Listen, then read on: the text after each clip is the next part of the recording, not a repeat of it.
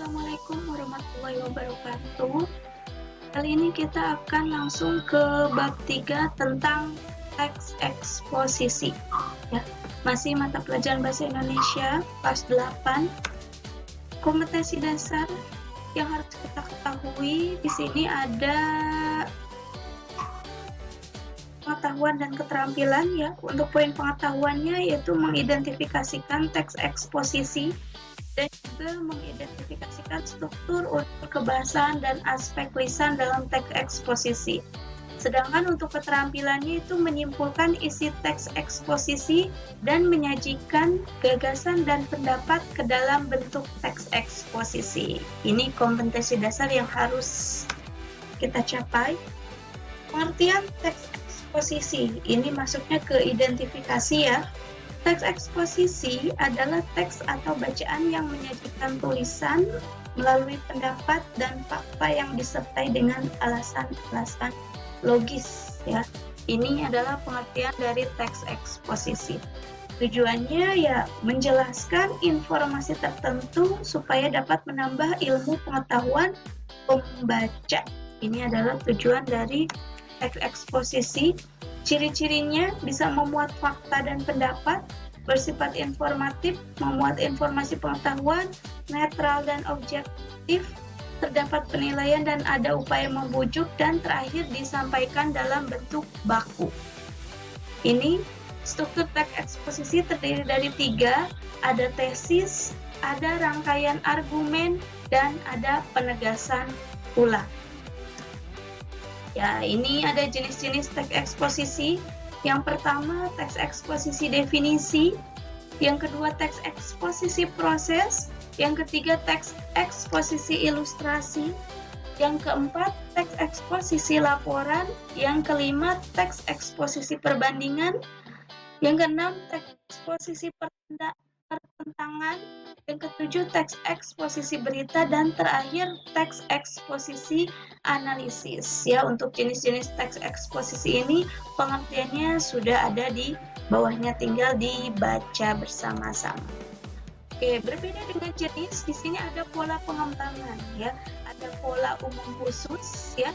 Ya, biasanya dari awal paragraf itu menjelaskan ide-ide jelas ya. Ya, biasanya pola demikian ini disebut dengan pola deduktif. Berbeda dengan pola khusus umum, biasanya awalnya itu berupa uraian-uraian ya. Biasanya disebut dengan istilah paragraf induk ya. Ini ada pola ilustrasi dan terakhir adalah pola perbandingan. Itu adalah pola pengembangan struktur eksposisi. Selanjutnya tentang kaidah kebahasaan teks eksposisi. Yang pertama itu menggunakan bahasa kata-kata istilah ya. Yang kedua itu menggunakan konjungsi atau kata penghubung ya. Contohnya di sini ada konjungsi kausalitas, contohnya dengan menggunakan kata sebab, karena ya. Ada lagi dengan keterangan waktu ya, sebelum itu, kemudian, dan lain sebagainya.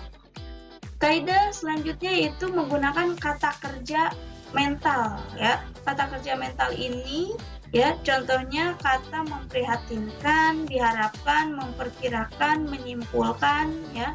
Yang keempat menggunakan kata-kata perujukan ya, biasanya menurut pendapat atau berdasarkan data ya. Yang kelima menggunakan kata-kata persuatif ya, contohnya di sini sudah ada ya. Ya. Selain itu, teks eksposisi lebih sering menggunakan kata-kata denotatif, yakni kata yang bermakna sebenarnya. Ya. Contoh dari teks eksposisi ini judulnya menjaga kebersihan lingkungan sekolah. Untuk bagian tesis, ya di sini kita bisa baca. Ini bagian argumentasi dan terakhir di sini ada bagian penegasan ulang. Ya. Ya, selanjutnya langkah-langkah menyimpulkan teks eksposisi. Yang pertama kita harus membaca atau mendengarkan teks. Yang kedua kita harus menentukan kalimat utama. Kalimat utamanya bisa diambil dari di awal ataupun di akhir. Yang tadi ya deduktif ataupun induktif. Dan terakhir adalah membuat kesimpulan. Ya. Selanjutnya di sini terakhir langkah menyajikan teks eksposisi. Yang pertama kita harus menentukan topik karangan eksposisi. Yang kedua kita menentukan tujuan dari karangan eksposisi. Yang ketiga memilih data yang sesuai dengan tema. Yang keempat membuat kerangka karangan. Yang kelima pembahasan dengan mengembangkan karangan, dan terakhir adalah membuat kesimpulan, ya. Oke, itulah materi-materi tentang teks eksposisi. Semoga bermanfaat. Kurang lebihnya saya mohon maaf. Terima kasih atas waktunya. Wassalamualaikum warahmatullahi wabarakatuh.